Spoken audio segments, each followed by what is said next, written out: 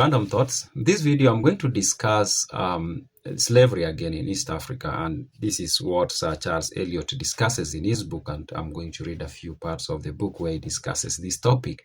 And of course, I've known that slavery used to happen in East Africa, but the way he describes it in this book, I get details that I had never even thought about. It turns out slavery was such a complex trade in East Africa. For me, it was simple. Reading the historical books that I've read, it was simple. People going, grabbing people, bringing them to the coast and selling them into meats. It was that simple.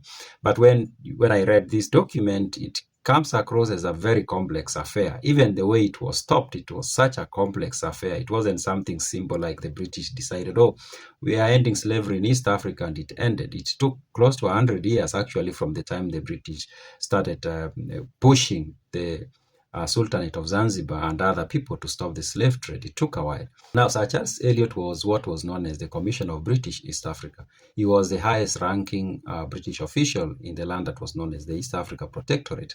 Now, that is the land that became the Kenyan colony, and of course, it became the Republic of Kenya in the 1960s. Now, he published this book, The East Africa Protectorate, in 1905, and it's a very comprehensive book, and it covers very many aspects of what was then known as the East Africa Protectorate, from the history, the geography, the climate, the people, the economy, everything. It discusses a lot of things in this book, and it's a book that I recommend you find time to read, because it will open your eyes to things that were happening in the very early days of colonial Kenya.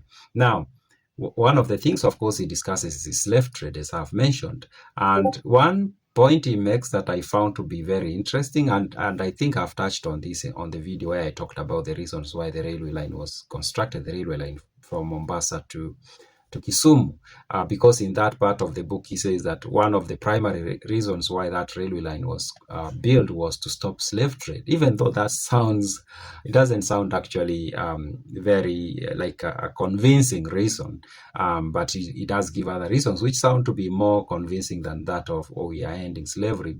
Now, he makes another very bold statement about slavery and the colonization of East Africa. He basically says that they had to colonize East Africa to end slavery, that was their primary motivation. Like, it was not commerce, it was not to get land, it was nothing else but just to end slavery. That's why they had to colonize East Africa. And he makes this statement that, but there was this Imperial British East Africa Company. Was it really interested in ending slavery? That was a company that was interested in making profits. I don't see how the company was really interested in issues to do with slavery. If anything, there was a likelihood that the company would have jumped in and engaged in that trade. It did not. At least that's what we know. Maybe it did in some other ways.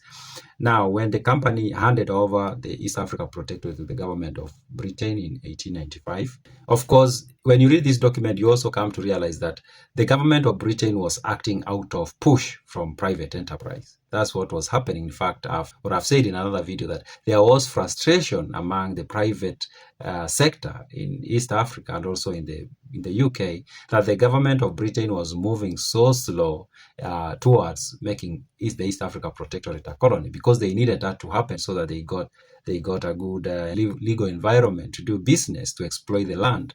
So the first priority was, of course, business. And in fact, he does mention something called a syndicate in this book several times, and I told myself I was going to investigate what this syndicate was. Basically, sounds like an organization of business people that were pushing their interest in the East Africa Protectorate.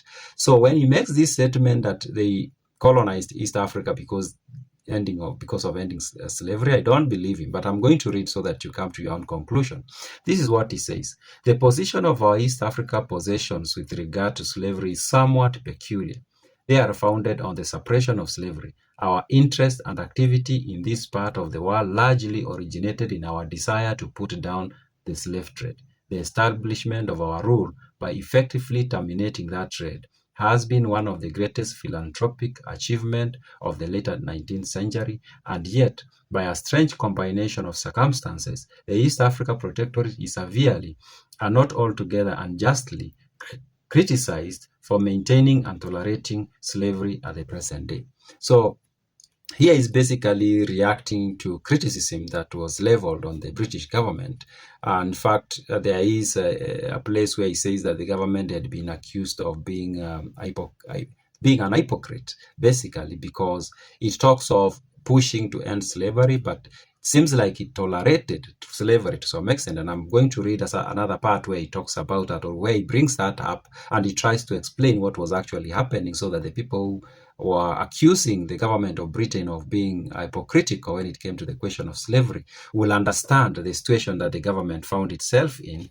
I'm going to read that part where he tries to explain the position that the government found itself in. And he says, the facts of the case are that, owing to the promises which we made to the Arabs when we took over the coast, slavery is recognized as legal within the Sultan's dominions. That is, in a strip 10 miles wide along the coast. It is important not to exaggerate the evil. In all the rest of the protectorate, it is absolutely forbidden by law, as in the British Isles, and in the 10-mile strip, trading in slaves is absolutely forbidden. No slave can be bought or sold or otherwise acquired, and every child born since 1890s is free in virtue of the decree of Sultan Ali, published in August of that year, so that the institution is bound to die out in time. So it's basically explaining that there was an agreement between the Sultan of Zanzibar and the British that while the slave trade was going to be halted and ended, the people who are already slaves within the 10-mile strip will continue being slaves, but any child born from 1890 will not be accepted to be a slave.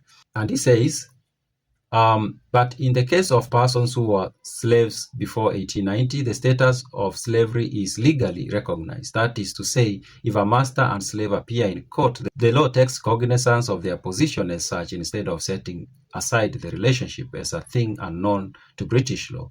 Every care is taken to protect the interests of slaves, and it is not often that one comes into a British court without being freed. Slaves who complain of the cruelty of their masters are almost invariably manumitted, and in bad cases, an offending master is obliged to free all his slaves. But the court will support a master who claim a right to the services of a refractory slave, and will probably require the slave either to return to work or pay his master a certain sum per month out of the earnings he makes elsewhere. He will not, however, be required to return to his master if he objects. So he explains how things worked, that the British decided to recognize the relationship of slave and master within that 10-mile strip. And if there was a dispute, that relationship could be recognized.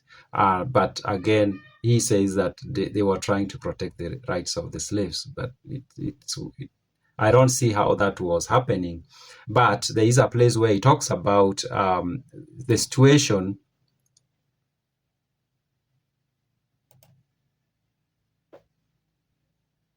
There is a place where he talks about the situation where slaves escaped, and now that this brings another detail to whatever was happening in that part of Kenya. And when these slaves escaped, they went to Frere Town. We know Frere Town. If you read Kenyan history, you know Frere Town. This is a town that was founded by one Sir Battle Frere, and it was a town or a place where slaves would escape to and stay there. Now, these slaves escaped to, there were very many slaves. There were like 500 of them. They escape and they go to Frere Town. Now, there is an issue in Mombasa. The slave owners rise up and they're like, now we are not going to accept this. We can't have our slaves just escape like that and nothing happens. And in fact, there was going to be trouble. But then there is a company that steps in. Now, I don't know whether this is the same company. I'm thinking it's the same company, the Imperial British East Africa Company. I think it's the same company, even though he writes it without the imperial part. Now, this company stepped in and it paid some money to the slave owners so that they can let those slaves go to Frere Town. And eventually there were like 950 persons who were released. And I'm going to read that part. He says, in 1872, Sir Battle Frere was sent on a special mission to Zanzibar to negotiate with the Sultan a more effective treaty for the suppression of the slave trade, which was finally signed by Sir John Kirk. On returning, he urged on the Church Missionary Society the importance of establishing at Mombasa a settlement for the reception of liberated slaves. This was agreed to, and the settlement, called Frere Town, in his honor was founded in 1874 by the Reverend W.S. Price.